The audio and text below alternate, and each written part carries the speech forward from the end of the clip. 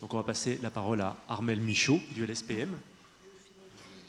Ah, tu me le fais? Merci. Donc on va faire un tout petit changement d'échelle. On va passer à l'échelle nanométrique, mais vous avez bien compris que c'est un problème qui se pose partout, le problème des nanoparticules. Si je récupère la souris. Voilà, c'est là.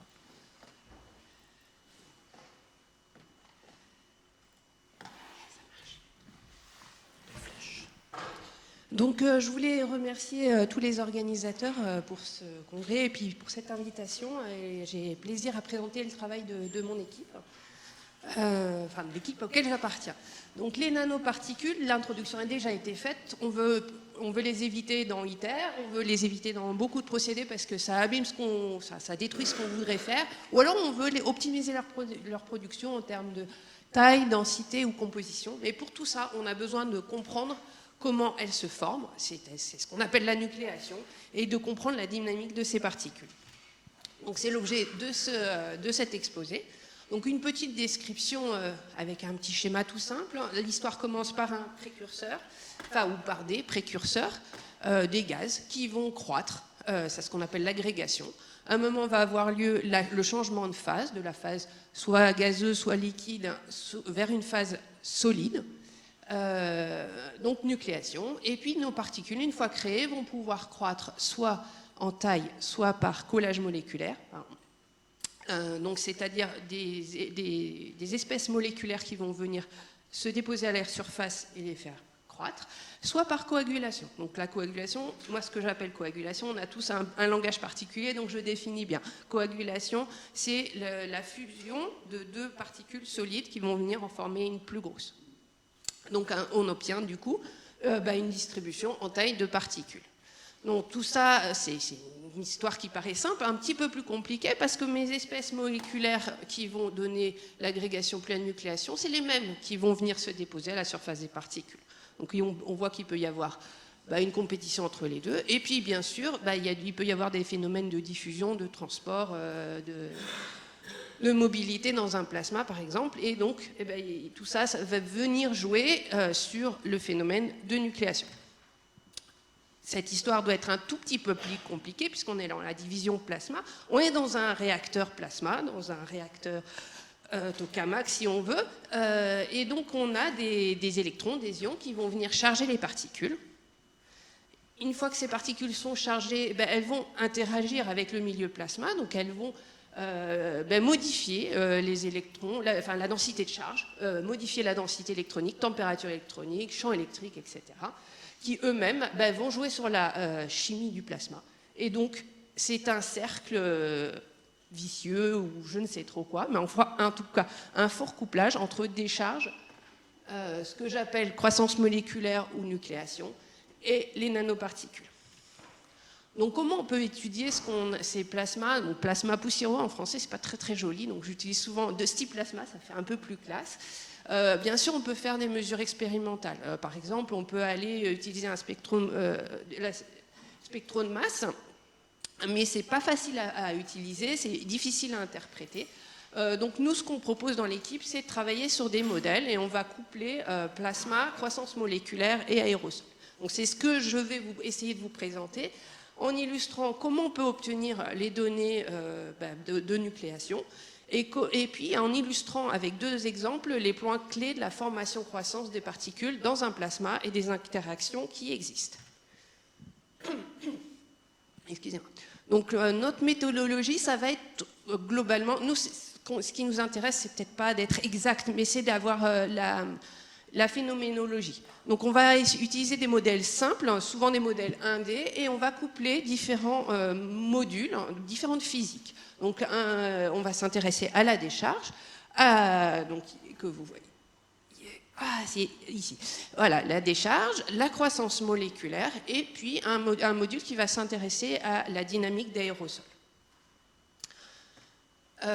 Donc là, on va commencer l'histoire par raconter le suivi de la chimie en phase gazeuse. Donc j'ai pris ici l'exemple de l'acétylène. On va d'abord avoir les principaux processus chimiques qui vont créer les premiers précurseurs. Donc vous voyez ici apparaître mes premiers précurseurs du plasma.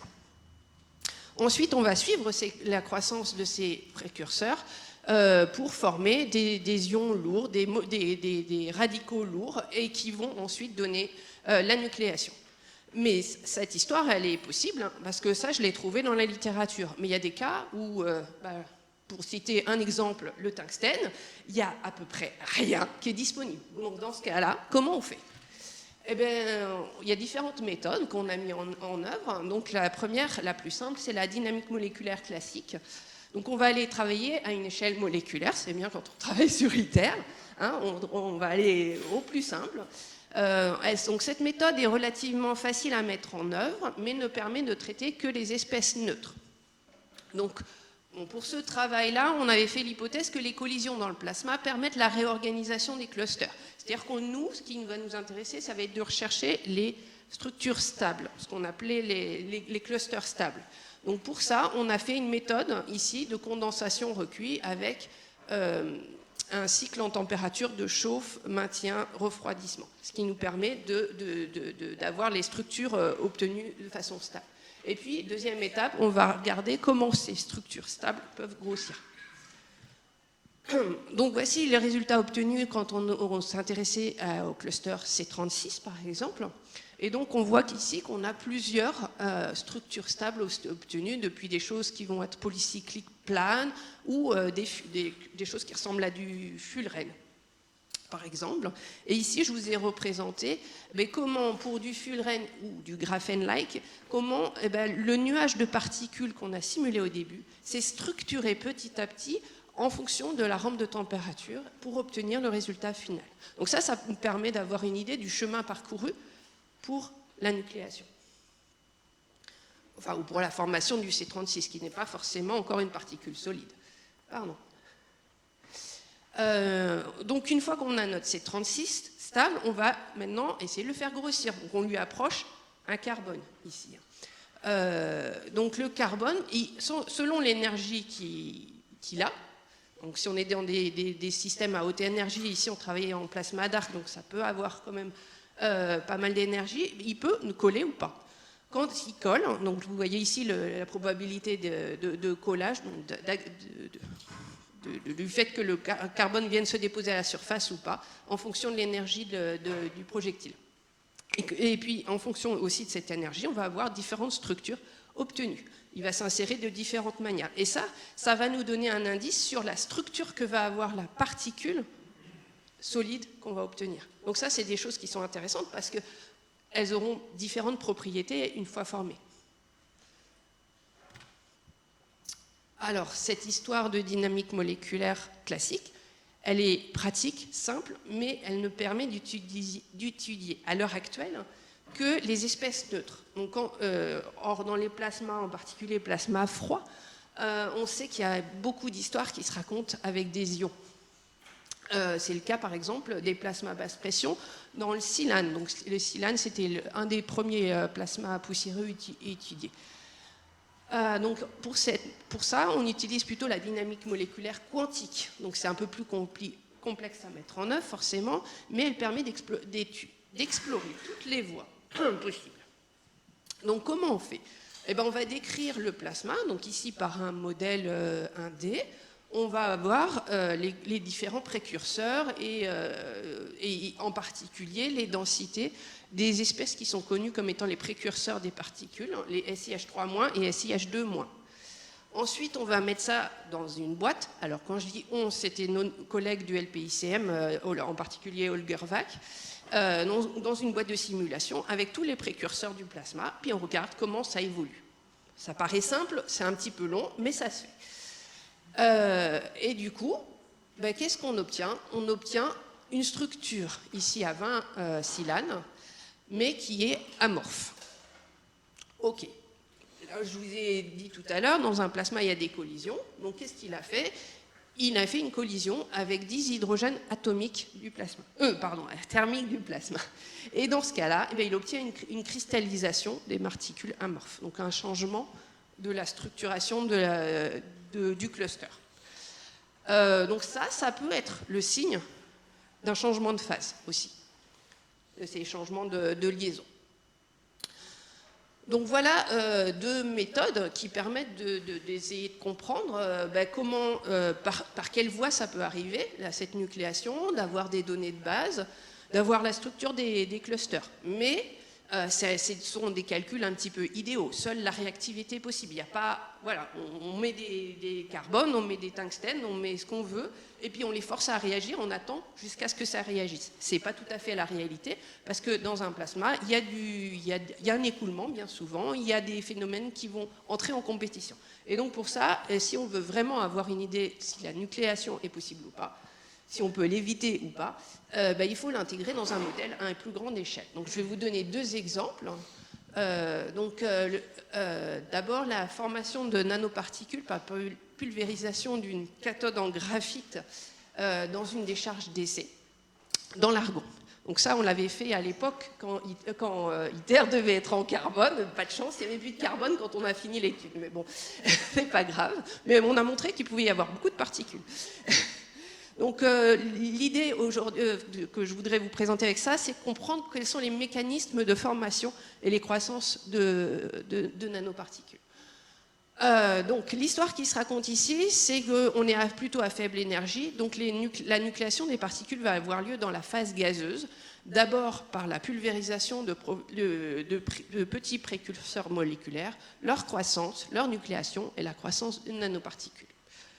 Si je ne reviens pas en arrière, donc voici les particules qui sont formées. Alors, si vous avez l'habitude, vous voyez différents noyaux coagulés et du dépôt moléculaire qui vient entourer tout ça.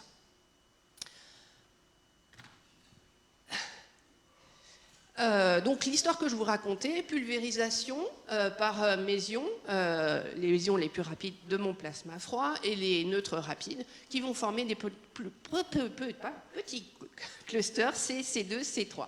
Excusez-moi. Tout ça va croître jusqu'à donner des nanoparticules solides. Oui, mais il y a les pertes. Or, si on raconte juste cette histoire-là, les temps caractéristiques de diffusion sont bien plus faibles que le temps caractéristique de croissance qui va être de quelques secondes. Donc du coup, sans rien d'autre, il n'y a pas de nucléation. Or, les particules, on sait qu'elles existent.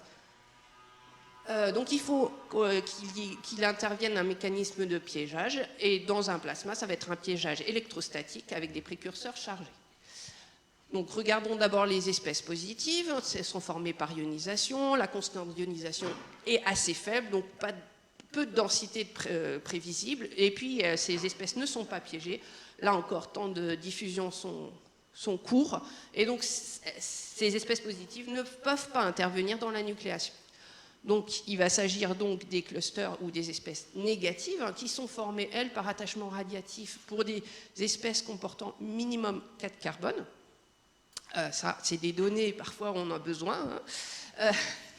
Et ces espèces négatives qui vont être piégées. Alors le mécanisme de piégeage pour ces petites espèces, les toutes premières, ça ne peut pas être le mécanisme impliqué ici, qui est ce qu'on appelle le ion drag, c'était l'équilibre entre la force d'ion drag de traînée ionique et de force électrostatique qui ne marche que pour les grosses particules. Donc nous, on est à l'échelle moléculaire, ça ne va pas marcher. Donc pour expliquer des piégeages du C4-, par exemple, il faut aller regarder la structure fine de la décharge et on s'aperçoit qu'il y a une zone d'inversion de champ électrique toute petite, mais qui va pouvoir piéger donc, des électrons froids, ça c'est connu, et donc notre hypothèse c'est que ça va aussi pouvoir piéger nos espèces négatives et permettre des temps de résidence et la nucléation. Donc c'est ce qu'on a vérifié avec notre modèle, donc je vous présente ici les résultats. Donc vous voyez ici la densité des tout premiers clusters issus de l'agrégation, C4 et C4-, dans l'espace interélectrode représenté ici. Vous voyez bien que les espèces négatives ont des densités 2 ordres de grandeur minimum plus importantes que les neutres. Donc il y a bien un piégeage, donc il y a bien un temps de résidence important. Et ce piégeage, il a lieu juste à la position de l'inversion de champ. Puis je vous ai représenté le champ et vous voyez que ce champ, il est extrêmement faible. Un champ absolument inférieur à 0,1 volts par centimètre qui va pouvoir permettre de piéger nos espèces négatives. Presque rien, mais c'est efficace. Donc, des clusters C4- qui vont avoir un temps de résidence suffisamment important et qui vont permettre la croissance des espèces carbonées. Alors ici, on est bien toujours à cette position maximum et je vous ai présenté les densités de toutes les espèces en fonction du nombre de carbone qu'ils ont. Et donc pour les négatifs en rouge et les neutres en bleu. Et donc vous voyez que la croissance des négatifs est vraiment très efficace, contrairement à la croissance des neutres. Ici, on voit juste ceux qui sont pulvérisés. Voilà, donc dans les décharges d'essai, on a mis en avant que l'inversion de champ, même toute petite, permet la croissance moléculaire à la formation des particules. Donc on peut tracer cette histoire, pulvérisation, formation de C, C2, C3 neutres, une première croissance, peut-être pas très efficace, mais qui permet d'atteindre une taille où l'attachement va avoir lieu. Hop, je passe en négatif, et là j'ai le temps, et la croissance moléculaire a lieu. Et puis on forme quelques gros clusters neutres par transfert de charge. Donc globalement, une nucléation qui serait par cluster négatif. Une fois qu'on a formé nos particules, une fois qu'on a eu la nucléation, on peut les suivre dans le temps avec les modules de dynamique d'aérosol. Donc je vous présente ici la densité de particules en fonction de leur taille. Enfin, le nombre de particules en fonction de la taille. Donc ici, juste après la nucléation, donc on a une distribution qui est continue, centrée sur des toutes petites tailles, à peu près 4-5 nanomètres. Le nucléi, on l'a supposé faire 1 nanomètre. Donc on est vraiment juste au tout début de l'histoire de nanoparticules. Et si on va un petit peu plus loin dans la décharge, un peu plus loin dans le temps, eh bien on a une distribution qui toujours, et ça c'est observé dans tous les aérosols, qu'ils soient plasma ou pas plasma, on a une distribution qui devient bimodale. Un premier mode ici centré sur les petites particules juste nucléées, 1 nanomètre, et un mode qu'on va appeler le mode de croissance, qui est ici, cette grosse bosse, qui est plutôt de forme log normale. Et entre les deux, une déplétion, alors peu de particules observées. Donc pour valider, avant de raconter n'importe quoi, on valide nos modèles. Donc on a comparé aux mesures expérimentales qui sont faites par Cécile Arnas à Marseille. Et tant en termes de densité que de distribution en taille de particules, on obtient un très bon accord. Bon, on est rassuré, on peut essayer d'analyser nos résultats. Donc comment croissent ces particules? Donc, je vous avais parlé de coagulation et de dépôt moléculaire. Donc je reviens à ces deux phénomènes et je vous présente les taux de réaction de ces deux phénomènes de croissance à un moment où j'ai cette distribution bimodale pour essayer de comprendre comment c'est possible. Alors on voit que la coagulation, il y a 2 pics. Il y a un très gros pic sur les toutes petites tailles et un pic aussi assez important sur le cœur de la distribution ici. Donc, qu'est-ce qui se passe? On a une coagulation petite-petite et une coagulation petite-grosse. Comment c'est possible? Je vous ai raconté tout à l'heure que mes particules, elles étaient chargées. Si elles sont chargées négativement, 2 particules, elles ne vont pas pouvoir interagir. On est à faible énergie, on est en plasma froid, ici. Et bien, c'est possible parce que la charge, elle se fait de manière stochastique par les collisions. Et donc, on a une fluctuation de charge qui est très, très efficace, en particulier sur les petites particules. Et donc, vous voyez ici qu'à peu près 10% de ces petites particules inférieures à 10 nanomètres vont être neutres et donc vont pouvoir coaguler avec les autres. Et donc, je vais avoir coagulation petite, grande. Et ces petites grandes vont me faire sauter les particules dans le corps de la distribution et va créer cette déplétion. Voilà, donc c'est bien la coagulation qui donne la forme bimodale de la distribution. Et pourtant, si on regarde les taux de réaction, ici les chiffres, vous voyez que le collage moléculaire, le dépôt moléculaire est bien plus efficace. Donc, forme bimodale due à la coagulation, mais la croissance, la taille des particules, la taille moyenne, elle va être due, au dépôt moléculaire. Donc, deuxième exemple, c'est un plasma RF d'argon acétylène. Donc, c'est une décharge qui est au Grémy, avec qui on avait travaillé. Et donc, ce que je voudrais ici focaliser, c'est sur les analyses des interactions qui existent dans ces plasmas. Donc, on a simulé, on a travaillé sur différents régimes de plasma en fonction de l'acétylène qu'on mettait dans l'alimentation de la décharge, dans le gaz de charge. Donc à 10% et à 50% d'acétylène, on voit qu'on n'a pas du tout le même plasma, pas du tout les mêmes ions, pas les mêmes températures. Mais une chose est similaire, c'est qu'on a au centre de la décharge une zone d'électronégativité. Cette électronégativité peut même atteindre des valeurs supérieures à 10 quand on a une grande quantité d'acétylène dans le gaz de charge.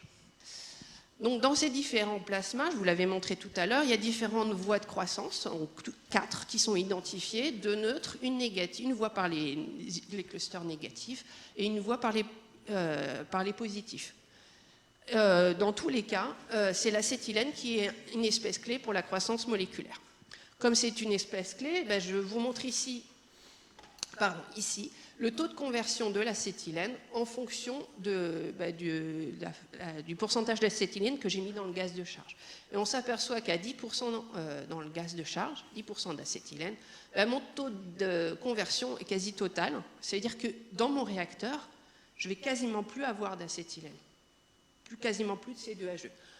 Et donc, on se dit bien que ces voies-là ne vont pas être très, très efficaces. À 50%, au contraire, je vais avoir pas mal d'acétylène disponible pour la nucléation.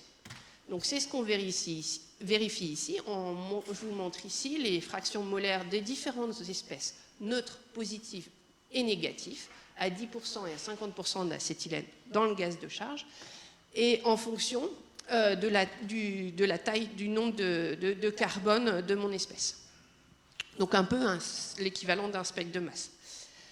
Donc on voit ici à 10% d'acétylène, il ne se passe pas grand-chose, toutes les densités diminuent, il y a la croissance moléculaire et donc la nucléation est limitée. En revanche, quand j'ai pas mal d'acétylène disponible, on voit des fractions molaires et donc des densités qui sont importantes, et notamment pour les neutres. On remarque cependant que les positifs et les négatifs sont à peu près stables sur les tailles. Donc ici, on prévoit une nucléation importante. Mais comment ça se passe, cette nucléation ? Je vous ai représenté la voie de passage entre du C18 et du C20. Et on s'aperçoit que ici, dans ce cas précis, c'est la voie positive qui est importante. Donc ça nous a vraiment surpris à l'époque, parce que partout, on disait que dans les plasmas, c'était les négatifs, les clusters négatifs qui faisaient la nucléation. Et là, on a montré que non, c'était les clusters positifs. Ok, mais comment ça c'est possible ? Comme c'est un peu surprenant, on a un petit peu fouillé. Cette réaction avec les clusters positifs, les espèces positives, elle est possible à 2 conditions. Elle peut être efficace, mais que si on a du C2H2, ça on l'a montré, et que si on a un temps de résidence qui est important. Et ça, ce temps de résidence qui est important, il est dû à l'électronégativité, donc aux espèces négatives. En effet, quand on a des ions négatifs au centre de la décharge, par ambipolarité, ils vont retenir les ions positifs pour garder un champ à peu près ambipolaire. Et donc, on va accroître le temps de résidence de nos espèces positives. Et donc, ces espèces positives vont être fortement réactives et vont donner la nucléation. Fortement réactives, ça veut dire que je ne les vois pas beaucoup. Par contre, pourquoi je vois beaucoup les neutres ? Parce que mes espèces positives, quand ils vont aller à la surface, ils vont se recombiner, former des espèces neutres qui sont peu réactives et qui sont donc piégées dans ma décharge. Donc l'électronégativité est le facteur clé de la formation des particules, même si la croissance moléculaire passe par des ions positifs. Donc maintenant, on peut suivre les particules. On peut, en fonction toujours de mon taux d'acétylène dans le gaz de charge. Et donc, je vous présente ici les distributions en taille. Donc, vous avez la taille des particules dans l'espace interélectrode. Et donc, la couleur, ça va être lié à la densité. Donc, plus on augmente la fraction d'acétylène, vous avez bien compris, plus la nucléation va augmenter. Mais elle augmente, vous voyez ici, de 10 puissance 8 jusqu'à 10 puissance 15. Donc, elle augmente de plusieurs ordres de grandeur quand j'ai multiplié par 5 le pourcentage d'acétylène dans le gaz de charge. Multiplication très très importante de la nucléation et donc de la densité de particules obtenues. En revanche, le diamètre de particules, lui, va diminuer. En effet, ça peut paraître un peu bizarre, mais on a à peu près les mêmes comparé aux ordres de grandeur de différence sur la densité de particules, les précurseurs, c'est à peu près équivalent. Donc du coup, on va avoir le même nombre de précurseurs sur beaucoup plus de particules dans ce cas-là que dans ce cas-là. Et donc la croissance beaucoup moins efficace. Donc on a bien montré, c'est quelque chose qui est assez connu dans le monde de la nucléation, qu'il y a vraiment une compétition entre nucléation et dépôt moléculaire. Mais là, on a bien pu expliquer pourquoi dans nos plasmas. Donc interaction particules-décharge maintenant. Je vous ai montré un cas où on commence à avoir des particules à 100 nanomètres, donc bien chargées, une centaine de charges. Donc elles vont vraiment intervenir dans l'équilibre de la décharge. Ici, ce paramètre vous donne juste la charge portée par les particules, le ratio charge portée par les particules sur la densité électronique. Donc on voit qu'en fait, c'est les particules ici qui maintiennent la décharge à l'endroit où ils sont le plus importants. Et là, vous voyez ce qu'on appelle le void, c'est-à-dire au centre, pas de particules. Ces particules vont jouer dans la décharge et vont diminuer la densité électronique, ça c'est connu, et vont augmenter la température électronique dans les gaines et diminuer dans le bulk. Tu me perturbes. Cette modification de ces paramètres électroniques va jouer sur l'ionisation et donc on va avoir une ionisation augmentée des petits ions de l'acétylène. Donc plus d'ionisation. Et si je continue, encore plus de particules, encore plus chargées, un paramètre de couplage encore plus important, et bien là, non seulement je vais avoir plus d'ionisation, mais je vais avoir du coup aussi plus de croissance moléculaire par mes gros ions positifs, donc plus de gros clusters positifs et plus d'ionisation. Donc on a mis en évidence ici un phénomène de nucléation entretenue. Donc en conclusion, comme je suis en retard juste, je vous laisserai lire, les plasmas poussiéreux ou dusty plasma présentent de fortes interactions entre le plasma, la croissance moléculaire et les particules. Voilà. Merci beaucoup, Armelle. Merci beaucoup, Armelle. Christian, je te passe le micro. Je vais d'abord faire un commentaire, puisqu'on parlait tout à l'heure de vision systémique. Ce point-là a toujours... Même, bon, tu parles en carbone, mais vous travaillez sur le tungstène, je vais poser cette question, a toujours été complètement ignoré par les autorités de sûreté. Or, la charge par mètre carré de particules, c'est à peu près 10-19 tritium, peut être à 10-19 tritium par mètre carré, ce qui fait des charges au térabécrel par gramme. Et si ces particules sont relarguées dans l'environnement, c'est une catastrophe. Votre travail est essentiel par rapport à ça, et en ce moment, tu vas me confirmer ça, c'est ma question. Est-ce que vous avez progressé dans le projet de SFORM et en particulier, vous arrivez à montrer la nucléation de tungstène dans les plasmas froids d'ITER et ou au moins dans les plasmas type Cécile Arnas, puisqu'elle montrait, Cécile Elena Quedel, qui le montrait à Marseille.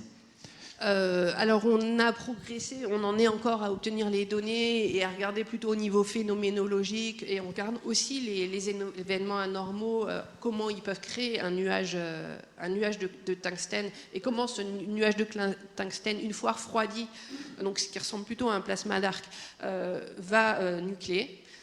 La nucléation dans le gaz, le problème c'est que voilà, on manque un peu de données, c'est en cours. Mais et on n'est pas aidé par l'eurofusion. Là, c'est une catastrophe. Hein. Et tu pourras m'en parler de ça. Mais excuse-moi, je voulais juste revenir sur le point que tu n'as pas besoin forcément d'un arc. Hein. À partir du moment où tu mets de l'argon et tu vas pulvériser plus de tungstène, tu vas augmenter la concentration naturellement à l'intérieur du plasma de bord. Hein. Oui. Et alors ça, alors comment te dire, nous on y croit, mais on doit être à peu près les seuls. Ouais. Au CEA aussi, globalement, on travaille avec... Parce qu'ils se mettent encore un voile sur la tête. C'est évident que la pulvérisation va augmenter. Le taux de pulvé, c'est 35 électronvolts, le seuil du tungstène par l'argon. S'il y a de l'argon dans un plasma froid, comme il y a un effet il y a l'accélération par la gaine, forcément, l'énergie d'impact va être supérieure à cette énergie-là. Après, il va y avoir une telle recirculation dans la machine que nous, tout seuls, on n'arrivera pas. Donc, c'était vraiment l'idée du projet. Bon, ça a un peu du mal on a du mal à travailler. De l'IRFM, on en parle tout à l'heure. Ouais. Bien, merci Christian. Une dernière courte question pour Armelle? Non, bah écoutez, merci beaucoup Armelle. Je t'en prie.